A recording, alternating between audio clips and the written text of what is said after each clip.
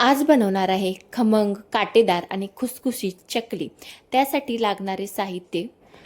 तर या आधीचा व्हिडिओ मी आपल्या चॅनलवरती शेअर केला आहे की चकलीची भाजणी कशी बनवायची। संपूर्ण व्हिडिओ डिटेलमध्ये आहे, जाऊन नक्की पहा। तर भरपूर सारी लसूण अशी ठेचून घ्यायची आणि ही लसूण पिठामध्ये मिक्स करायची। आणि त्यासाठी लागणारे साहित्य: पाणी घेतलेले आहे, तेल गरम करून घेतले, तीळ, मीठ, हळद, आणखी लाल तिखट। चकली भाजणीचे जे पीठ बनवून आणले ते चांगले असे चाळणीतून चाळून घ्यायचे, म्हणजे त्याच्यामध्ये काही मोठे कण वगैरे असतील तर ते पिठामध्ये येत नाहीत असे चाळून घेतल्यानंतर।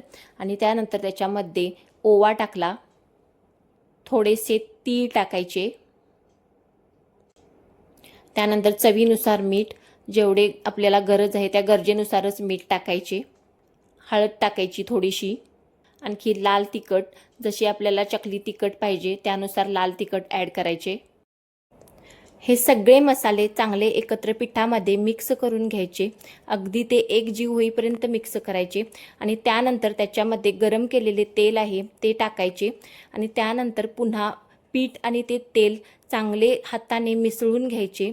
अगदी ते तेल सगळ्या पिठाला लागेल असे खूप वेळ ते मिसळून घ्यायचे चांगले।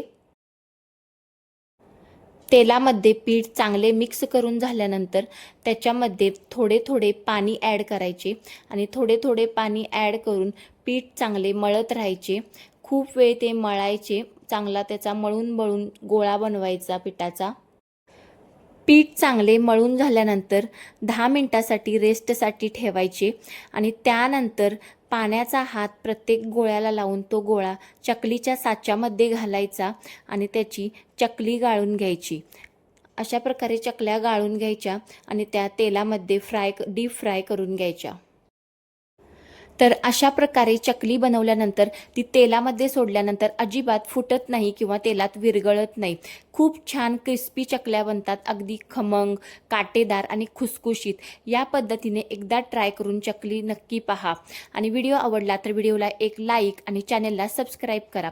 भेटूया आणखी एखाद्या अशाच यूजफुल व्हिडिओमध्ये। तोपर्यंत बाय बाय।